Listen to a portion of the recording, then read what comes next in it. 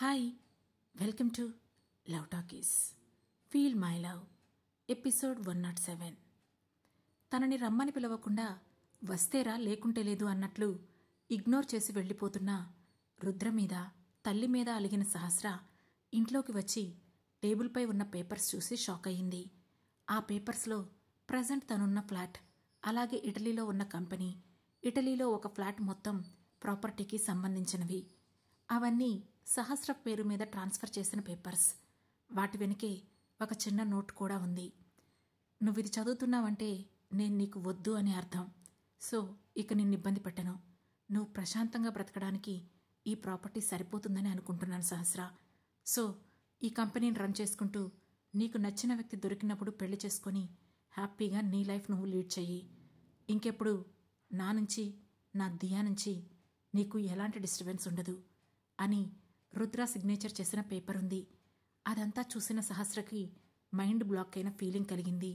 అసలు ఇదేంటి? నేనెప్పుడు తనను వద్దన్నాను? అప్పుడెప్పుడో సహస్రగా ఉన్నప్పుడు వద్దు అన్నాను. బట్ నేనిప్పుడు దియా మదర్ని. నాకు రుద్ర కావాలి. నేను వేరెవరినో పెళ్లి చేసుకోవడమేంటి?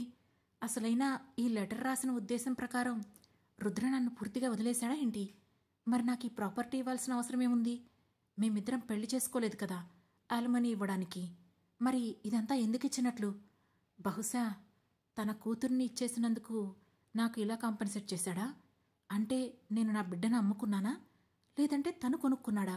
What the hell? అసలైనా నాతో కలిసి ఒక బిడ్డను కని ఇప్పుడు బేబీని తీసుకొని చేతులు దులుపుకొని వెళ్లడంలో అతని ఉద్దేశం ఏంటి? ఇన్ని రోజులు నాకంటే ఒక ప్రాబ్లం ఉంది కాబట్టి నేను తన దగ్గరికి వెళ్ళలేకపోయాను. మరిప్పుడు తను చేసిందేంటి? ఈ ప్రాబ్లమ్స్ అన్నీ క్లియర్ చేసి నన్ను పెళ్లి చేసుకోవాలి కదా. అది వదిలేసి ఇక్కడ వరుణ్ణి చావగొట్టి నన్నిక్కడ వదిలేసి బేబీని తీసుకొని వెళ్ళిపోతున్నాడేంటి? నాకు మళ్ళీ ఈ ప్రాపర్టీ ఎందుకు ఇచ్చినట్లు అని కోపంతో ఊగిపోతున్న సహస్ర వెంటనే ఫ్లాట్కి తాళం వేసి ఆ పేపర్స్తో సహా ఎయిర్పోర్ట్కి స్టార్ట్ అయ్యింది.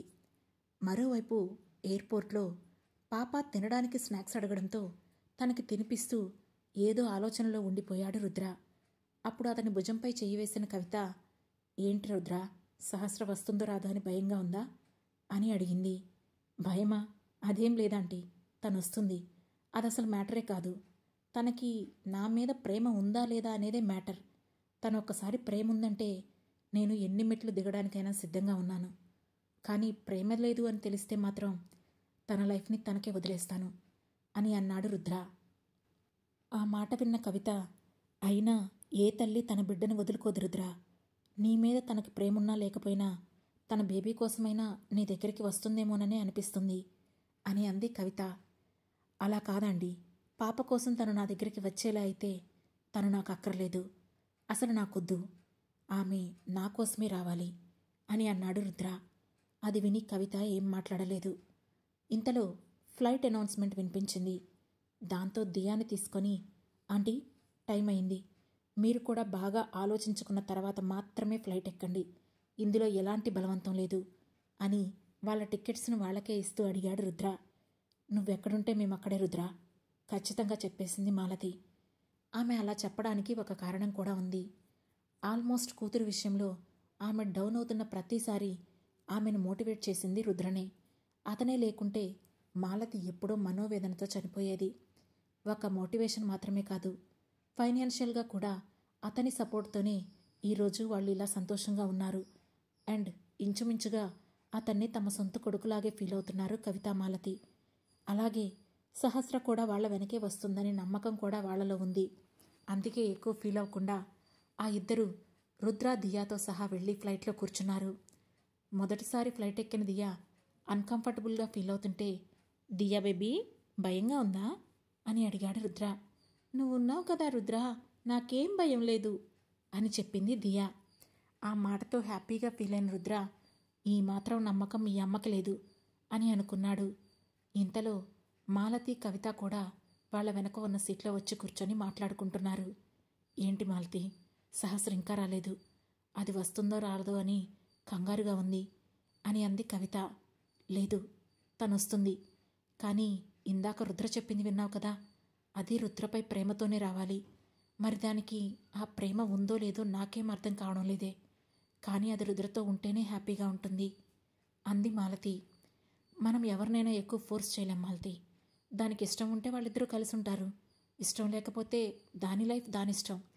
అది పూర్తిగా అర్థమైన రోజు రుద్ర కూడా మూవ్ ఆన్ అయిపోతాడు. దీని గురించి మనం కంగారు పడాల్సిన అవసరం లేదు. బట్ దాన్ని మళ్ళీ ఒంటరిగా వదిలేసొస్తే కనిపించకుండా పోతుందేమోనని భయంగా ఉంది అని అంది కవిత. అదంతా రుద్ర చూసుకుంటాళ్లే కవిత, అంది మాలతి. వాళ్ళ మాటలు విన్న రుద్ర, వీళ్ళకి కూడా నా మీద నమ్మకం ఉంది, కానీ నేను ప్రేమించిన తనకి మాత్రం ఇంకా ఎందుకు నమ్మకం కలగడం లేదో అని మళ్ళీ అనుకున్నాడు. ఇంతలో ఫ్లైట్ స్టార్ట్ అవుతున్నట్లు అనౌన్స్మెంట్ వినిపించింది. ఇక 2 నిమిషాల్లో స్టెప్స్ కూడా క్లోజ్ అయిపోయి ఫ్లైట్ స్టార్ట్ అవబోతోంది. ఇక సహస్ర రాదు అని ఫిక్స్ అయిపోయారు రుద్ర, మాలతి, కవిత. కానీ అప్పటికే సహస్ర స్టార్ట్ అయిపోయింది. 5 నిమిషాలు గడిచేసరికి ఆమె ఎయిర్పోర్ట్లో క్యాబ్ దిగింది. ఎప్పుడైతే సహస్ర క్యాబ్ దిగి అడుగు బయట పెట్టిందో సరిగ్గా అప్పుడే ఫ్లైట్ కూడా రన్వే మీద స్టార్ట్ అయిపోయింది. ఆమె ఎంత పరిగెత్తుకుంటూ వచ్చినా ఫ్లైట్ మిస్ అయిపోయింది. సహస్ర రాలేదనే బాధ రుద్ర, మాలతి, కవితలలో ఉండిపోయింది. ముగ్గురు డల్ అయిపోయారు. ఇదేవీ తెలియని దియా సరదాగా ఫ్లైట్ జర్నీని ఎంజాయ్ చేస్తోంది. మరోవైపు ఎయిర్పోర్ట్లో ఉన్న సహస్ర నెక్స్ట్ ఫ్లైట్ కోసం టికెట్ బుక్ చేయాలనుకుంది. కానీ సడన్గా టికెట్ బుక్ చేయాలంటే చాలా డబ్బులు కావాలి. అందుకే వెంటనే తన అకౌంట్లో ఎంత అమౌంట్ ఉందో చెక్ చేసుకుంది. పెద్దగా అమౌంట్ కూడా ఉన్నట్లు లేదు. అయినా అసలు నెక్స్ట్ ఫ్లైట్ ఎప్పుడుందో టికెట్ ఎంతో కనుక్కుందామని రిసెప్షన్ల దగ్గరికి వెళ్ళి అడిగింది. ఆ రోజు ఇండియాకి ఫ్లైట్ లేదని తెలిసింది. పైగా తన అకౌంట్లో ఉన్న మనీకైతే ఆ టికెట్ను ఆమె రేపు కూడా కొనలేదు.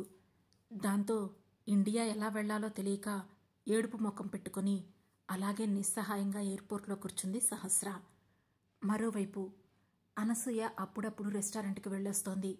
ఆమెను వద్దు, ఇంట్లో ఉండమని దేవా ఎంత చెప్పినా వినడం లేదు. ఆ ఇద్దరిలో ఇంతకు ముందు ఉన్న రూడ్నెస్ ఇప్పుడు లేదు. చాలా కూల్గా వాళ్ళ లైఫ్ను రన్ చేస్తున్నారు.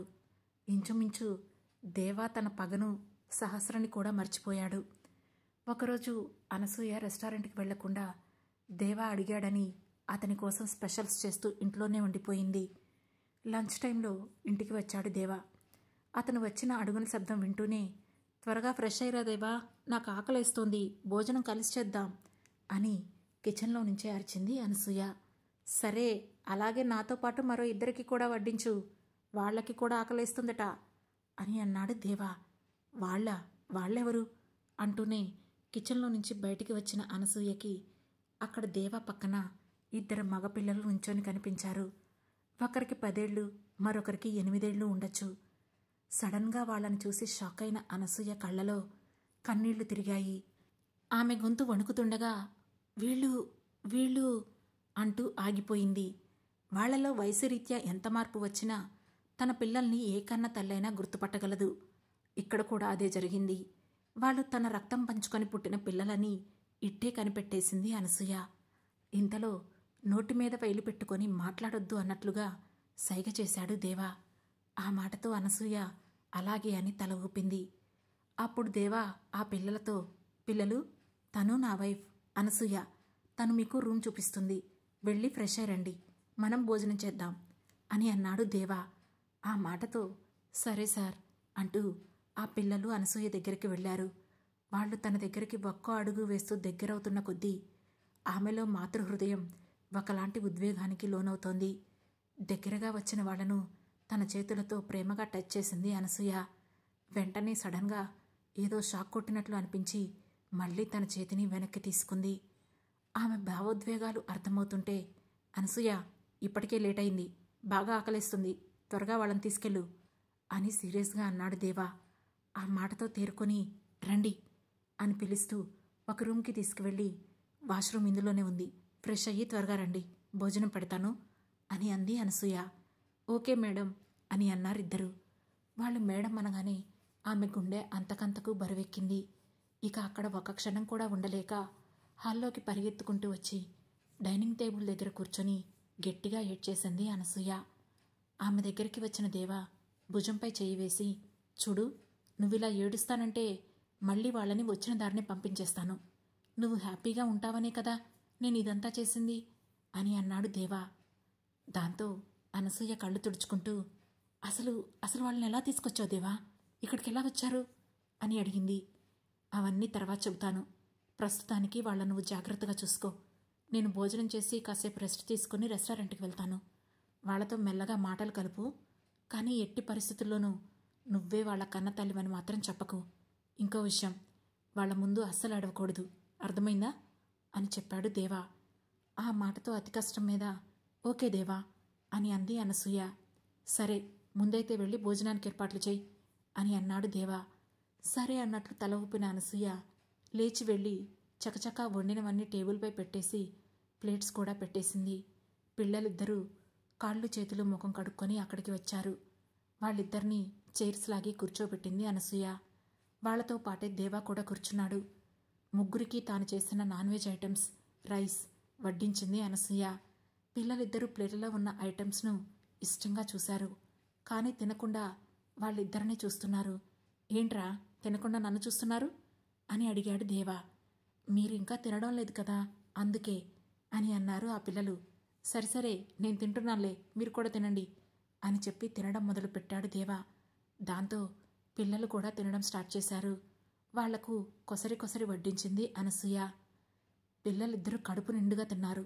ఒక మాట చెప్పాలంటే ఇంకొంచెం ఎక్కువగానే తిన్నారు. వాళ్ల ధ్యాసలో పడి అనసూయ పాపం దేవానికి పట్టించుకోలేదు. అదంతా గమనిస్తూనే ఉన్న దేవా ఏదేమైనా తల్లికి పిల్లలుంటే చాలు అని అనుకొని నవ్వుకున్నాడు. భోజనం తర్వాత కాసేపు పడుకొని లేచి వెళ్తూ, సాయంత్రం త్వరగా వస్తాలే అనసూయ, పిల్లలకు డ్రెస్సెస్ తీసుకుందాం అని చెప్పి వెళ్ళాడు దేవా. ఓకే దేవా అని చెప్పిన అనసూయ అతను వెళ్ళిన తర్వాత సోఫాలో కూర్చొని పిల్లలిద్దరినీ చెరో పక్క కూర్చోపెట్టుకొని వాళ్ల పేర్లు తెలిసినప్పటికీ అడిగింది.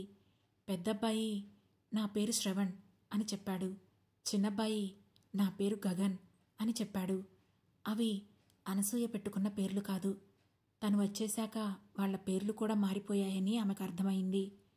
అయినా పెద్దగా పట్టించుకోకుండా, సరే మీ ఇద్దరి పేర్లు చాలా బాగున్నాయి, ఇంతకీ ఏం చదువుకుంటున్నారు అని అడిగింది అనసూయ. నేను 5వ తరగతి చదువుతున్నాను అని చెప్పాడు శ్రవణ్. నేను 3వ తరగతి చదువుతున్నాను అని అన్నాడు గగన్. ఇంతలో శ్రవణ్ కలగజేసుకుంటూ, మీ పేరేంటి అని అడిగాడు. తన పేరు చెప్పుకోవాలంటే భయపడి ఒక క్షణం తడబడింది అనసూయ. కానీ నిజం పేరే చెప్పాలని ఫిక్స్ అయిన ఆమె, నా పేరు అనసూయ అని అంది. ఆ మాటతో మా అమ్మ పేరు కూడా అదే అని అన్నాడు గగన్. ఆ మాటకు అనసూయకు గుండె పగిలిన ఫీలింగ్ కలిగింది. ఆ తర్వాత ఇద్దరితో చాలాసేపు మాట్లాడింది అనసూయ. ఫైనల్గా ఆమెకు తెలిసిందేంటంటే, చిన్నప్పుడే తల్లిపోవడంతో తండ్రి మరొక పెళ్లి చేసుకున్నాడు. ఆ వచ్చిన భార్య పిల్లలిద్దరినీ సరిగా చూసుకోకపోవడం, తండ్రి పట్టించుకోకపోవడంతో ఆ పిల్లలు అనాథలయ్యారు. ఆ తర్వాత ఎవరూ వాళ్లను పట్టించుకోకపోవడంతో చుట్టుపక్కల వాళ్ళు వాళ్ల బాధలు చూడలేక అనాథాశ్రమానికి ఫోన్ చేసి వాళ్లను పంపించారు. దాదాపు ఈ 4 సంవత్సరాల నుంచి పిల్లలు అనాథాశ్రమంలోనే పెరుగుతున్నారు. ఈ విషయాలన్నీ విన్న అనసూయ గుండె మరోసారి ముక్కలయ్యింది.